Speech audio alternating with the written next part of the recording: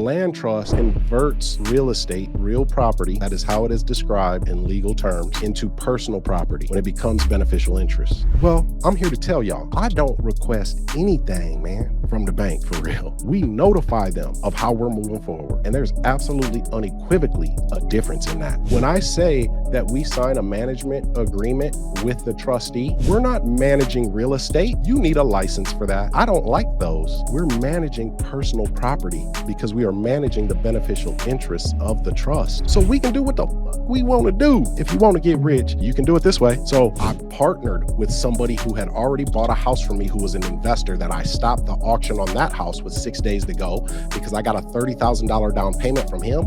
And I used the money from that $30,000 to reinstate the mortgage, to pay the back payments and make the mortgage good again. Well, that was such a sweet deal. He wanted to do it again. I said, well, shit.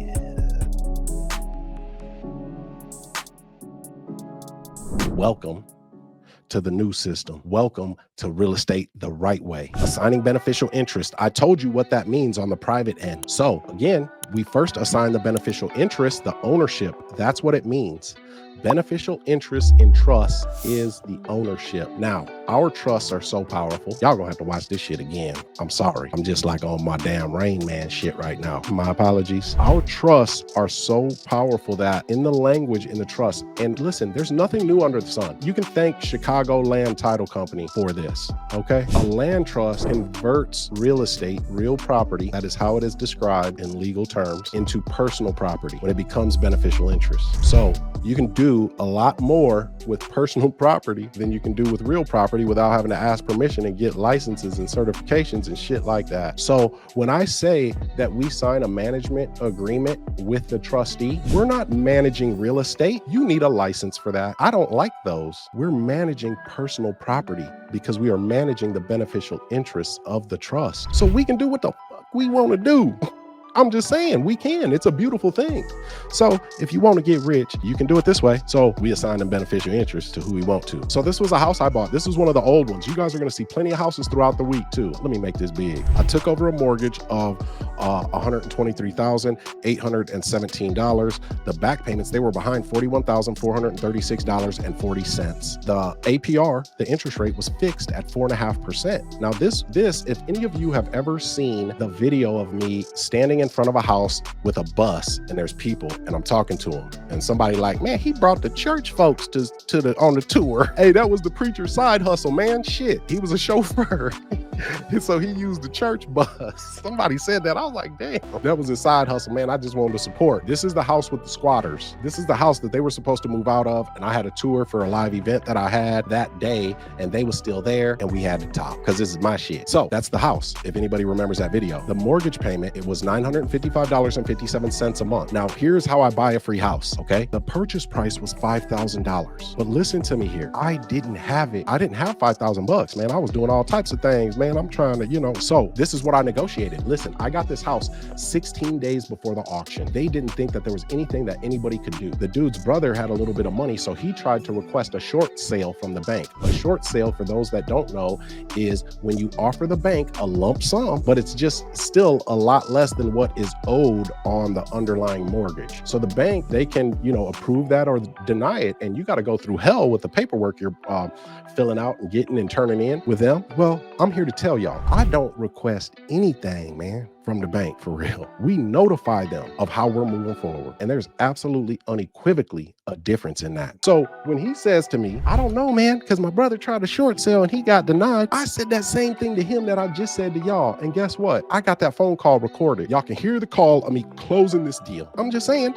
this house is in God's country, man. I sold this thing for $215,000. Check it out. So I didn't have the $5,000. I said, so Josh, I don't request anything. I notify, watch what I do, all this shit. I just need you to authorize the paperwork, my brother. He said, where do I sign? Cool. I'm going to give you $5,000, but I'm going to give you that $5,000 after the house is fixed up and sold. He was like, shit, cool. I wasn't getting anything anyway. I still don't even believe you can stop the fucking auction. I said, bet. I like it when people don't believe. It's even better. I said, as a matter of fact, I'm going to need a testimonial then, since you don't believe me. When I make you believe me, I'm going to need a testimonial on video. So like, I knew his brother. I used to work at a place with his brother and all that shit. Like, like, so he knew me, my name, you know what I mean? So I'm like, dude, I'm gonna need a testimonial. Guess what I got? A testimonial. Now check it out. I didn't have any mortgage payments for 18 months. And some of y'all have seen the letter that verifies this. I mean, I just like receipts. That's all. So some of y'all are saying, well, hold on now. You discussed how you paid him $5,000, but it didn't come out of your pocket because I used the proceeds from the sale to pay him the $5,000. But hold on, you don't have any mortgage payments for 18 months? Well, what about this $41,000 up here? How did you catch that up? I know you're asking me that. And that's a good question. If you are asking that, you should be. I'm going to show you. But there was more expenses first, though. His brother took over the damn house with his wife and her kids, and they didn't even give a shit about the place because he was like, man, I'm going to move out of here because he bought it. He ended up letting them move in when they got evicted from their place.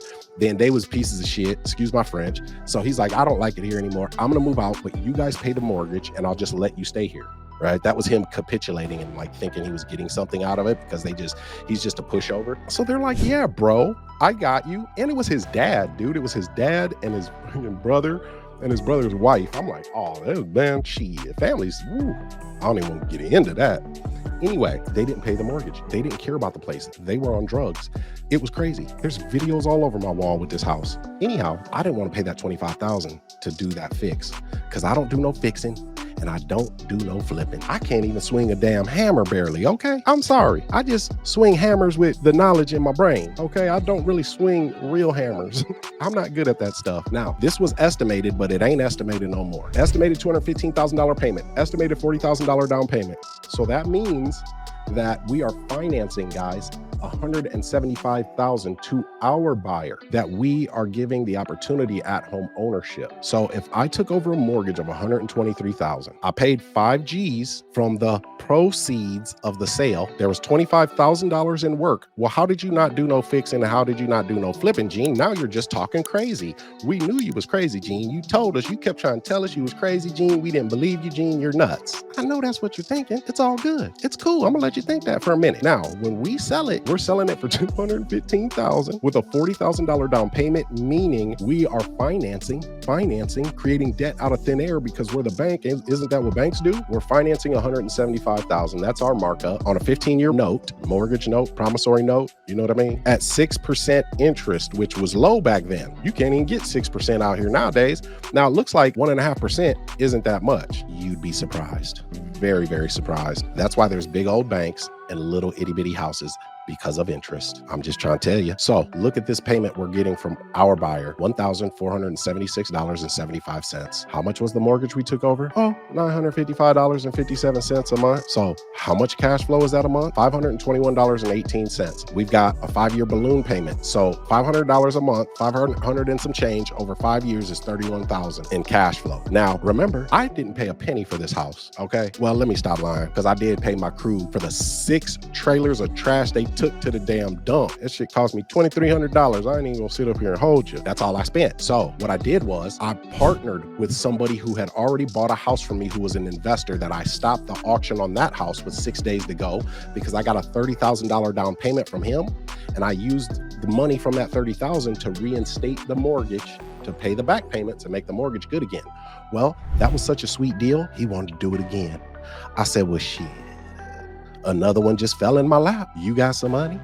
He did. He owns a painting company. He does this. He wanted to be an investor. I've pretty much made that man rich. I've made him rich. I'm telling him that shit tomorrow. He's my partner on the house that I just was at today. And he was trying to cry around because he paid the 20 down. It's a long story. I got to remind him I've made him rich, dude. I forgot about that. Thanks, y'all. I knew I loved y'all. Anyway, so our upfront profit is $40,000, right? Now look, because listen, we paid $25,000. My partner did the work. His half of the deal was paying for the repairs and overseeing the repairs, doing the repairs. My half of the deal was my knowledge, the contracts, my ability to structure a deal and negotiate it. That was my half, y'all. That was the house. I secured the house. I secured the bag. You gonna fumble that thing or what? So that was my half. So he paid the $25,000 for the repairs. The $5,000 came out of the the proceeds, the down payment, and then we're making $31,000 over 5 years on the cash flow. Now, I didn't even amortize this. Remember, we took over a mortgage of $123,817. After 5 years of our buyer paying on this 175 at 6% interest, I didn't even amortize it. It really would be more than this, but I didn't want to get all too sciencey. I'm already throwing all types of numbers at y'all. Our buyer still owes us $133,000. We took over a mortgage of $123. Now, the back end profit, $9,198. Overall profit, $55,469.66. I split that 50-50 with my partner. He got his money back out of the money that he used up front for the repairs. This is the most repairs I've ever had to spend on a house. Well, I didn't spend it, but that was involved in that thing with the creative deal. We took it out of this $40,000 down payment. Now, at the time I made this, dang, I got to take estimated off of here. Remember, we didn't pay no mortgage payments for 18 months either. Add that profit up from making that to making that for 18 months. Add that up. I didn't even add that up.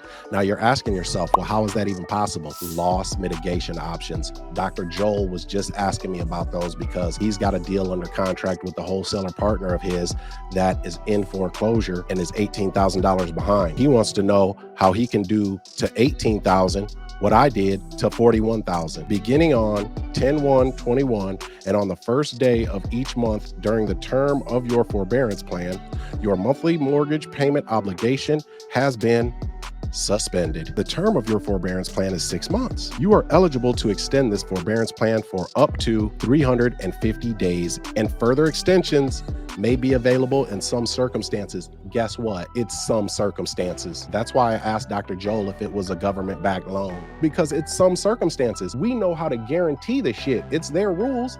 They put out the options. You just got to know the options and know where to find them. That's why we can call the bank and punk them if it's a government-backed loan. I'm talking about real live Debo type punk them.